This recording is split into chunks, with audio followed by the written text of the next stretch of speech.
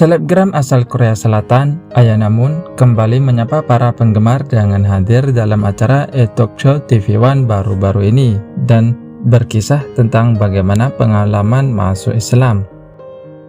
Tak banyak yang tahu kalau Ayana sempat merasa kehidupannya susah karena tidak dibantu oleh kedua orang tuanya saat belajar Islam.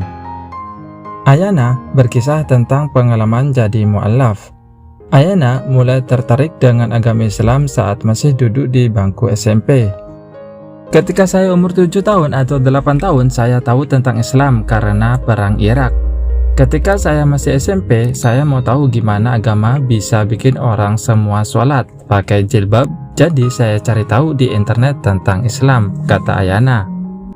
Setelah memutuskan beralih agama ke Islam dari keyakinan sebelumnya, Ayana mulai merasa kedamaian dalam hidupnya. Dan saya belajar tentang Islam sampai SMA, dan saya masuk Islam ketika SMA. Dan ketika saya ke masjid dan ketemu orang muslim di Korea, saya merasa tenang dan damai, ucap Ayana. Lebih lanjut, selebgram 25 tahun itu juga diminta untuk menjelaskan bagaimana kehidupan dirinya setelah menjadi seorang mu'allaf. Pemilik nama lengkap Ayana Ji-hye Moon itu kemudian menceritakan bahwa ia merupakan seorang anak yang berasal dari keluarga yang mampu. Apapun yang Ayana inginkan, sang orang tua berusaha untuk mengabulkannya. Namun sayang, Ayana tidak pernah merasa puas atas apa yang ia dapatkan.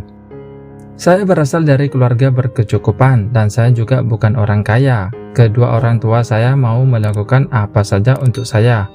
Merasa bisa beli apa saja. Jika saya mau pergi jalan-jalan, mereka bisa membayarnya, tapi saya tidak merasa puas dengan yang saya miliki, ungkap Ayana. Barulah setelah masuk Islam, Ayana mulai bersyukur atas apa yang telah ia miliki. Tapi setelah saya masuk Islam, saya mulai bersyukur dan saya mulai respect orang yang lain. Dan personality saya mulai berubah dalam Islam, ujar Ayana.